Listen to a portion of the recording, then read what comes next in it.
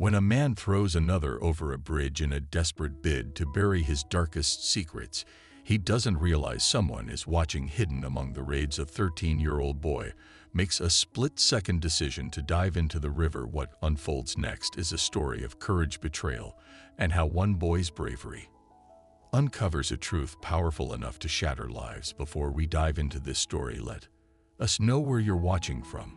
And if you believe that a single act of bravery can change lives forever, don't forget to like and subscribe for more stories like this. The sun was beginning its descent, casting a golden sheen over the gently flowing river. 13-year-old Mick sat crouched in the tall bushes, his fishing rod resting against a rock. This spot was his haven, a place where the noise of home could be drowned out by the hum of cicadas and the occasional splash of a fish breaking the surface. The scent of damp earth mixed with the sharp tang of the river filled the air, and Mick took a deep breath, savoring the rare calm. Since his father's death in a factory accident 5 years ago, Malik's mother Tanya had worked tirelessly as a nurse to keep their small household afloat. Their two-bedroom home with its peeling wallpaper and mismatched furniture was a far cry from what Tanya had dreamed of for her son. Fishing wasn't just a hobby for Mick, it was a necessity. A good catch meant dinner that wouldn't stretch their already thin grocery budget today. Though the river was unusually stubborn, the line staying taut but unyielding, still Mick didn't mind sitting here away from the endless hum of life's worries. Was enough. His peace shattered when a loud thud reverberated through the air, jolting him upright. Malik instinctively ducked deeper into the bushes, his heart pounding. Peering through the leaves, he spotted a black sedan stopped in the middle of the bridge just upstream. What he murmured under his breath.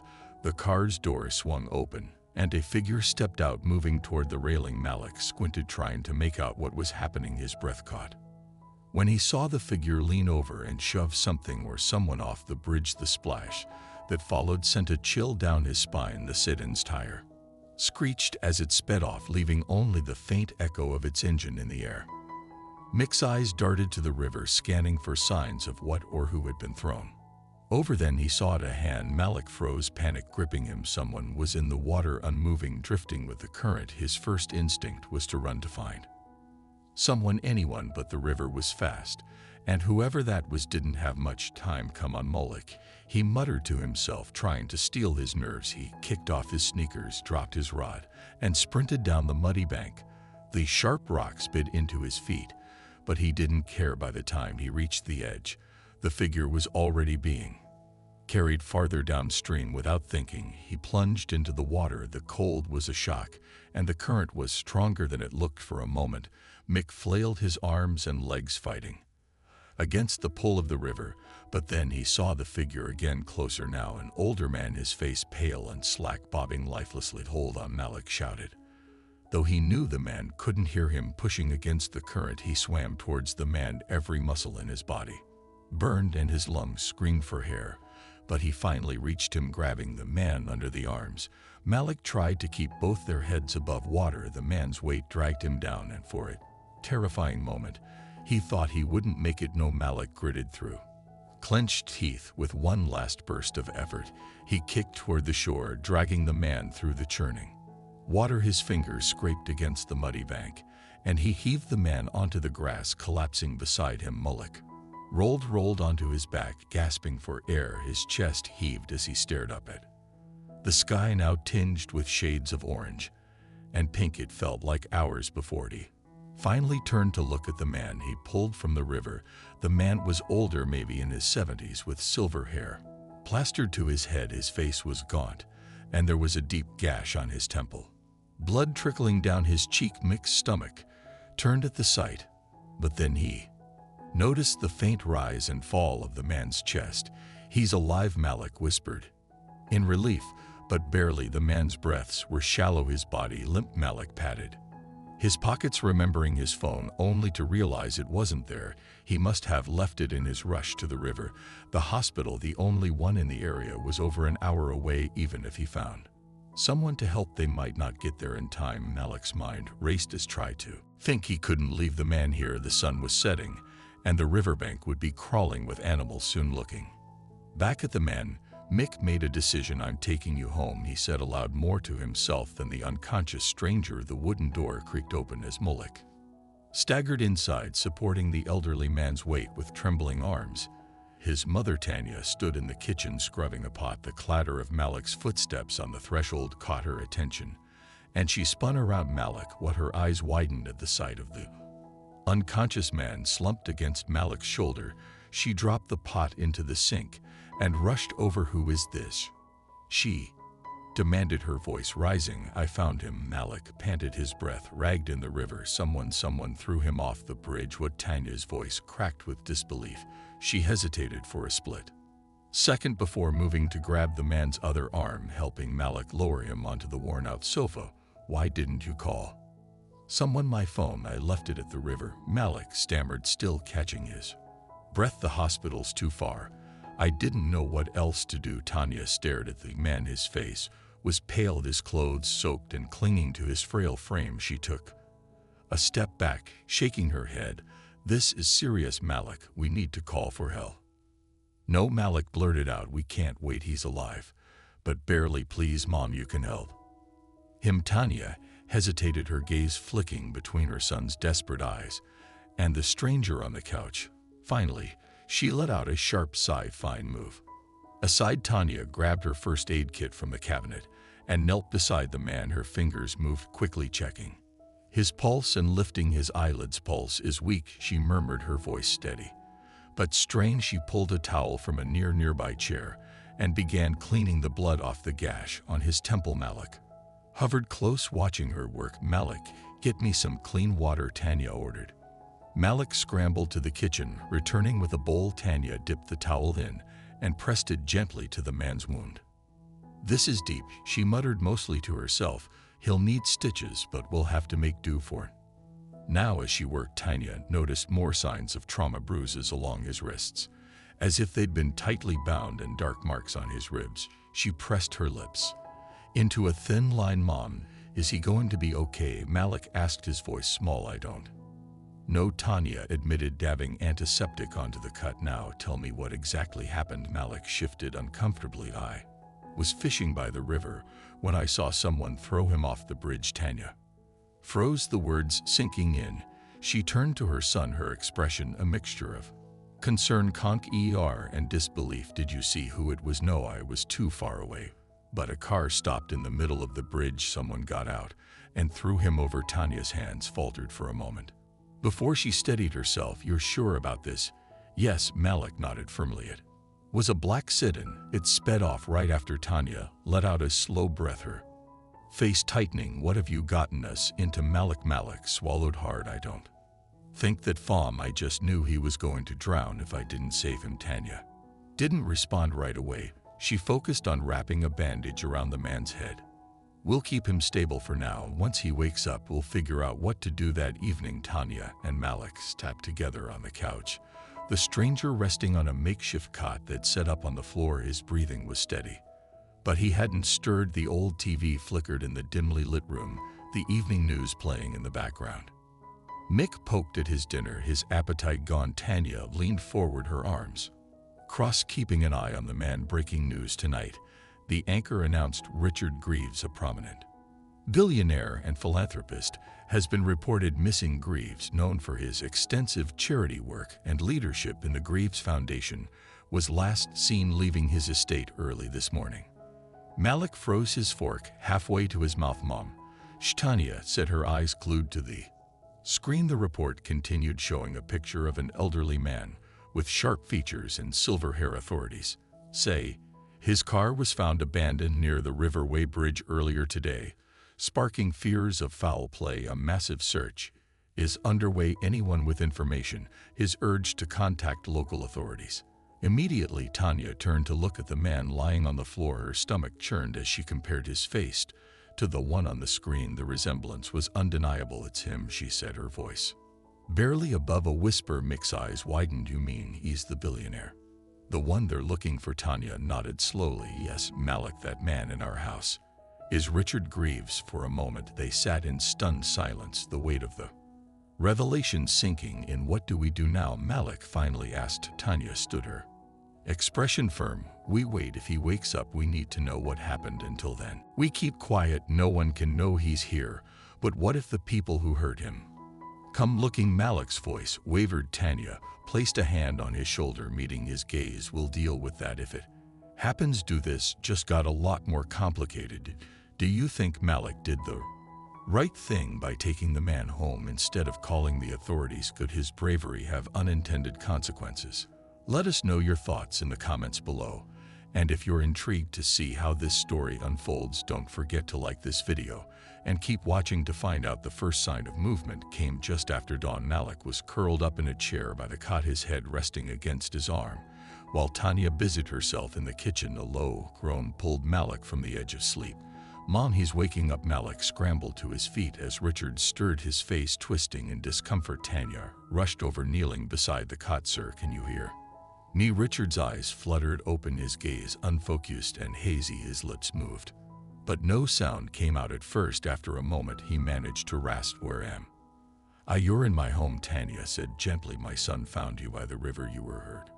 Richard blinked, his brows furrowing, as if trying to process her words. He raised a trembling hand to his bandaged head, wincing at the touch. "The river," he whispered, his voice hoarse. "You need to rest," Tanya said firmly, adjusting the blanket covering him. "No, wait." Richard's voice grew a little stronger, though his words were still slurred. What happened to me? You don't remember?" Mick asked, stepping closer. Richard's eyes locked onto Malik, confusion clouding expression. "No, I don't. I can't." His voice trailed off and his head fell back against the pillow. Later that morning, Richard sat propped up against a pile of cushions, sipping weak tea that Tanya had made for him. His hands trembled slightly, but the warmth seemed to help. Mick hovered nearby, watching him intently. "Did you save me?" Richard said suddenly, his voice steadier now, but still tinged with uncertainty. Malik nodded. "Yeah, I pulled you out of the river. You were floating, barely breathing." Richard's hand tightened around the cup, his knuckles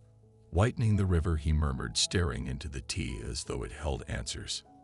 "You don't remember how you got there?" Tanya asked, sitting across from him. He shook his head slowly. It's all blurry. I remember driving. There was a car, another car." Then his eyes narrowed, and he winced as if the memory caused him physical pain. "I don't know. I saw someone throw you off the bridge," Malik blurted out. Richard's gaze snapped to him, his eyes widening. "What, there was a black sit-in?" Malik said, his voice trembling slightly. "It stopped in the middle of the bridge. Someone got out, and then they threw you over." Richard leaned back, his face pale, his breathing grew heavier, and Tanya stepped in quickly. "Malik, that's enough for now. He needs time." Malik frowned, but nodded, stepping away to give Richard space. "It's okay," Richard said quietly. After a moment, his voice calmer. He glanced at Malik, his lips twitched into the barest hint of a smile. "Thank you for saving me." Over the next day, Richard's strength began to return, though his memory remained patchy.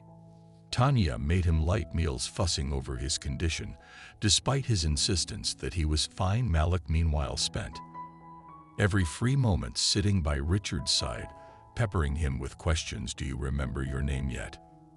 Malik asked one afternoon, leaning forward eagerly. Richard hesitated, his brow furrowing. Richard Greaves," he said slowly, as if testing the words. "Like the guy on the news?" Malik's eyes widened. Tanya, who was folding laundry nearby, shot Malik a warning look. "Malik, don't push. It's fine," Richard said, waving a hand.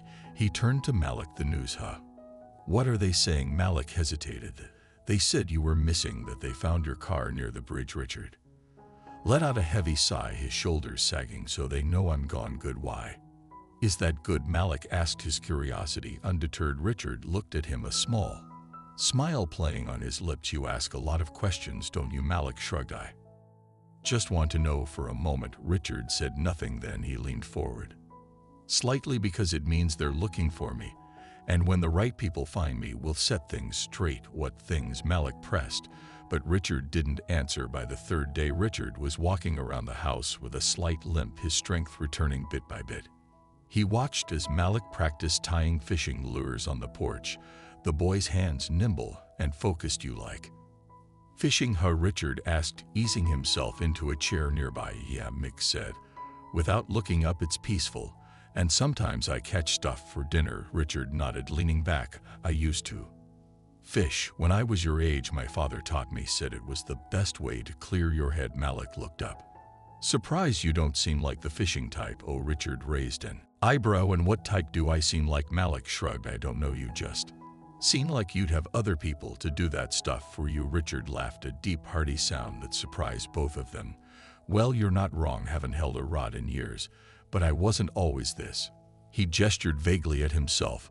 What were you before? Malik asked. Richard's smile faded slightly, and he looked out at the river in the distance, a kid trying to figure things out just like you. In that moment, Malik saw a vulnerability in Richard that made him seem less like a mysterious stranger and more like a person, someone who had lived and struggled and made it through. Thanks again, Richard said quietly, breaking the silence, for saving me. It means more than you know. Malik grinned. You already said that. Doesn't mean I can't say it again.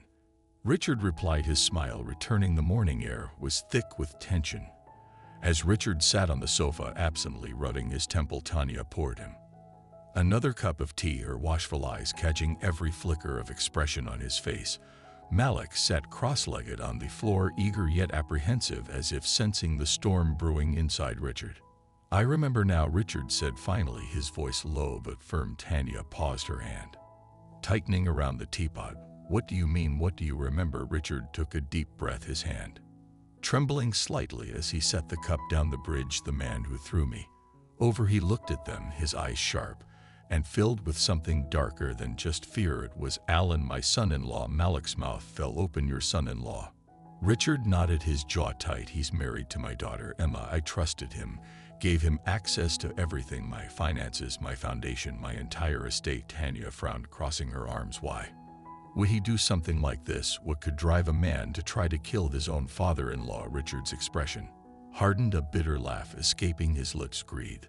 That's what drives men like Alan. Richard leaned forward, his hands clasped tightly as he spoke each word weighted with anger and betrayal. For years, I let Alan handle my affairs. I thought I was giving Emma a stable future by keeping him involved. But recently I started noticing discrepancies, small at first, missing funds here, inflated invoices there, but when I dug deeper, he trailed off, his face darkening. What did you find? Malik asked, his voice barely above a whisper. I found that Alan had been siphoning money from my accounts for years, Richard said, his voice trembling with controlled fury. He set up shell companies, falsified transactions. He was using my money to fund his own ventures, buying luxury properties, cars, things Emma knew nothing about. Tanya's eyes widened. And you confronted him? Richard nodded. I invited him over to my study late at night. I wanted to give him a chance to explain himself, to own up to what he had done. But when I laid out the evidence, he snapped, claimed I was trying to ruin his life, to destroy his marriage. He said I was jealous of him. Malik frowned. That doesn't make any sense. No, it doesn't, Richard said bitterly, but to Alan it didn't matter. He lost control, started shouting, throwing things, and then he paused, his hand unconsciously drifting to the bandage on his temple. He attacked me. I tried to fight him off, but he overpowered me. Next thing I knew, I was in his car, and then his voice faltered. The bridge, Tanya finished for him, her voice tight. Richard nodded slowly, his gaze distant. He must have thought I was dead when he threw me over. He didn't count on someone like Malik being there to save me. Malik straightened, a mixture of pride and unease washing over him. But what about your daughter? Emma doesn't know, does she? Richard shook his head. No, she loves him, at least she thinks she does. She has no idea what kind of man he really is. The room fell into an uneasy silence, broken only by the soft hum of the ceiling fan. Tanya stood by the window, peering out as if expecting Alan to show up at any moment. We can't keep this quiet, she said, finally turning to face Richard. This is attempted murder, Richard. We need to call the police. Richard stiffened, his hands gripping the armrests of the sofa. Not yet, not yet, Tanya repeated, incredulous. What do you mean, not yet? That man tried to kill you. He could come back to finish the job. I know that, Richard snapped, his voice rising for the first time. He softened almost immediately, running a hand through his silver hair. I know, but if we go to the police now without any preparation, Alan will deny everything. He has resources, connections. He'll twist this around and make it look like I'm the one lying. Tanya crossed her arms. So what's your plan? Just wait here And hope he doesn't find you, no, Richard said. Firmly, I need time to gather evidence to make sure Alan can't wriggle his way out of this. I have documents, records, everything to prove what he's done. But they're at my house in my office. And how do you plan on getting them? Tanya asked. I don't know yet, Richard admitted, his shoulders slumping. But I can't go to the police until I have them. Tanya sighed, her expression torn. Richard, I understand where you're coming from, but my priority is my son. If Alan finds out you're here. She glanced at Malik, who was watching them both intently. I can't put my family in danger. I'll make sure that doesn't happen, Richard said quickly. I'll leave if I have to, but please just give me a day or two to figure this out. Tanya hesitated, her protective instincts wearing with her empathy. Finally, she nodded, though her expression remained grim. You have 2 days, Richard, but after that we're going to the police with or without your evidence. Fair enough, Richard said quietly, though the tension in his jaw betrayed his unease. Malik looked between them, his young face serious. If you need help, I can. No, Tanya cut in sharply. You've done enough. Mick, you saved his life. But this isn't your fight. But Mom, no buts, she said firmly, her tone leaving no room for argument. Richard placed a hand on Malik's shoulder, offering a small smile. Your mom's right. You've already done more for me than I can ever repay. Let the adults handle this now. Malik frowned but nodded reluctantly, his gaze dropping to the floor. That evening, as the house settled into an uneasy quiet, Richard sat by the window, staring out at the darkened street. Tanya's words echoed in his mind, and he couldn't blame her for being cautious. Alan was dangerous, more dangerous than anyone in this house truly understood, but Richard also knew one thing for certain: Alan wasn't going to get away with this. Alan Greaves paced the polished floor of his office, his usually composed demeanor fraying at the edges. The news from the private investigator he'd hired was troubling. Very troubling. The river search team had found nobody. Richard wasn't where Alan had expected him to be. This isn't possible, Alan muttered, running a hand through his neatly combed hair. He turned sharply to face the investigator, a wiry man with a thick file under his arm. It's possible he survived, the investigator said cautiously. The current wasn't as strong that night. Someone could have pulled him out. Alan's lips curled into a sneer. Someone who? That area is practically deserted. Did you find anything? Anyone? The investigator hesitated before replying. There was a boy, a local kid. Someone reported seeing him near the bridge that evening. But we don't have a name yet. We're looking into it. Alan clenched his fists, his mind racing. Find him, he snapped, and whoever else is involved. I want this handled quietly, no loose ends. Yes, sir, the investigator replied, already stepping back toward the door. As the man left, Alan poured himself a drink, his hand trembling slightly as he raised the glass to his lips. If Richard was alive, it wouldn't just be his embezzlement that was exposed. Attempted murder would land him behind bars for life. Alan couldn't let that happen. Malik was walking home from school when he spotted the car for the first time. It was sleek black and parked just down the street from his house. At first, he thought nothing of it. It was just a car. But when he saw it again the next day, parked in the same spot, his unease grew. Mom, do we know anyone who drives a black car? Malik asked that evening as Tanya prepared dinner. Tanya paused, turning to look at him. Why do you ask? I've seen one parked down the street a couple of times.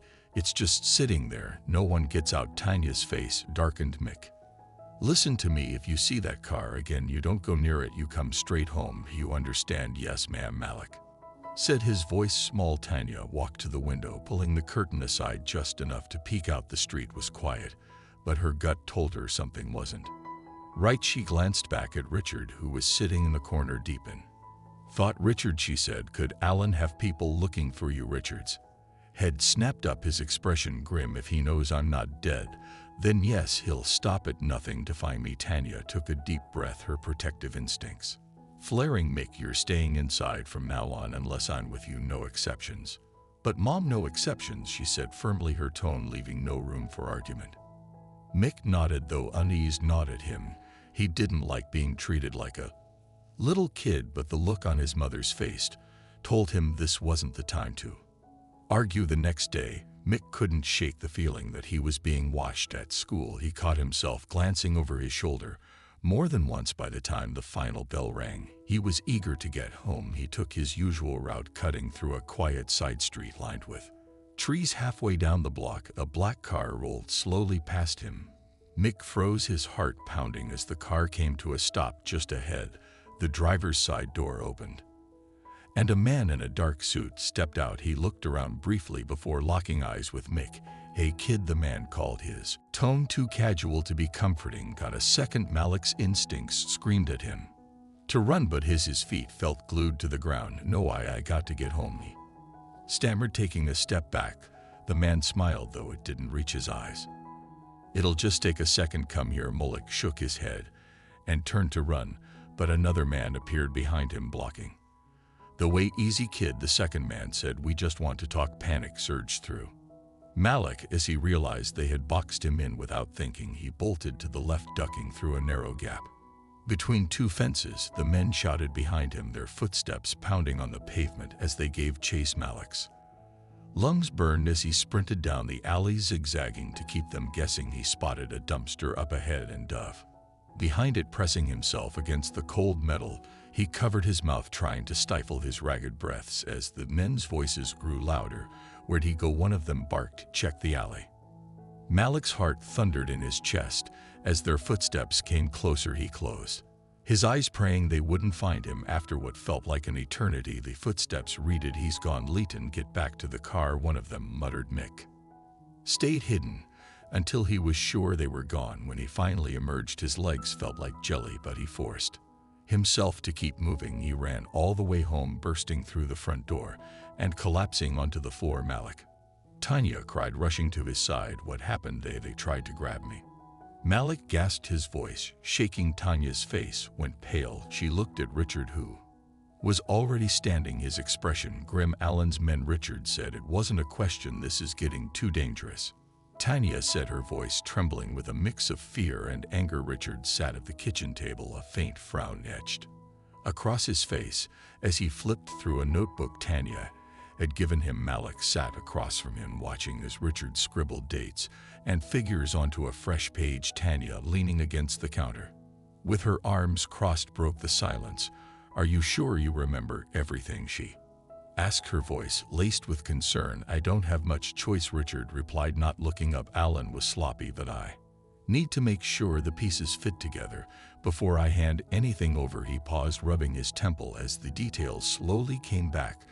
There were unauthorized transfers, large sums moved to offshore accounts, ones I didn't recognize. Alan thought he was clever, but the paper trail is there. I had flagged these transactions before he attacked me, and those records are in your office." Tanya asked. Richard nodded. "Locked in a safe.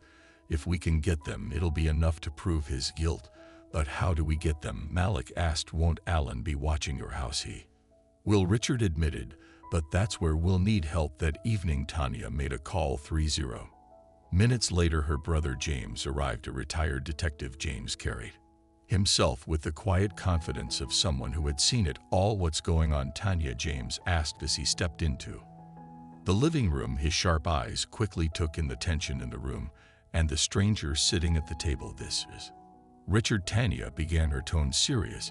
"He's in trouble, big trouble, and we need your help." James listened as Tanya and Richard recounted the events of the past few days. By the time they were done, his expression was grim. "So let me get this straight," James said, leaning forward. "This Alan guy embezzled money from you, tried to kill you, and now he's got people out looking for you." "Exactly," Richard said, "and I have the evidence to bring him down. But it's locked in my house. I can't risk going back there alone." James scratched his chin thoughtfully. "All right, here's what we'll do. First, I'll have some of my old contacts keep an eye on the house. If Alan has people watching it, we'll know. Second, I'll help you plan a way to get those documents without getting caught." "And Malik?" Tanya asked, her voice tight. "I'll make sure he's safe," James assured her. He glanced at Malik, who was sitting quietly. "You've got guts, kid, but leave the dangerous stuff to us, all right?" Malik nodded, though the determined look in his eyes didn't waver. The next day, Tanya and Richard sat in the living room, a digital recorder between them. The plan was risky, but it might buy them enough time to gather the evidence they needed. "Are you sure about this?" Tanya asked, adjusting the microphone. Richard nodded. "It's the best way to put pressure on Alan without giving away where I am. If he thinks the public knows about his crimes, he'll panic." Tanya hesitated before pressing the record button. "All right, whenever you're ready." Richard cleared his throat, his voice steady as he began to speak. "My name is Richard Greaves. If you're hearing this, it means I've survived an attempt on my life. Alan Foster, my son-in-law. For years I trusted Alan with my finances and my family. I believed he had my daughter's best interests at heart, but I was wrong." He paused, his jaw tightening. "Alan has embezzled millions from me, using my accounts to fund illegal ventures. When I confronted him, he tried to kill me, throwing me off the Riverway Bridge. But I survived, and I have the evidence to prove his guilt." Tanya gestured for him to wrap it up. "To Alan," Richard said, his voice firm, "you may think you've won, but the truth is coming, and when it does, there will be no escaping justice." He stopped, the tension in the room palpable. Tanya hit the stop button and exhale. "That should do it." "What do we do with it?" Mick asked, entering the room. "Weck, send it anonymously to a journalist I know," Richard said, "someone I can trust to release it without compromising our location." Tanya nodded. "And while Alan scrambles to control the fallout, we'll move on the house and get the evidence." Later that evening, James returned with updates. "Alan's people are watching the house, but they're sloppy. We can work around them." Richard nodded. "Good, then it's time to move tonight." Tanya's eyes widened. "Tonight? Isn't that too soon? The longer we wait, the more dangerous this becomes." Richard said, "We've already taken a big risk with the recording. We can't afford to lose momentum." James put a reassuring hand on Tanya's shoulder. "I'll keep them safe, I promise." Malik watched as the adults finalized their plan, his heart pounding in his chest. The gravity of the situation finally hit him. This wasn't just about saving Richard anymore. This was about survival for all of them. Alan Foster stormed into his office, his phone clutched tightly in his hand. On the screen, the anonymous video message from Richard Greaves played on a loop. Every word, every syllable was a dagger to his carefully curated facade. "How is this possible?" he barked, slamming his fist onto his desk.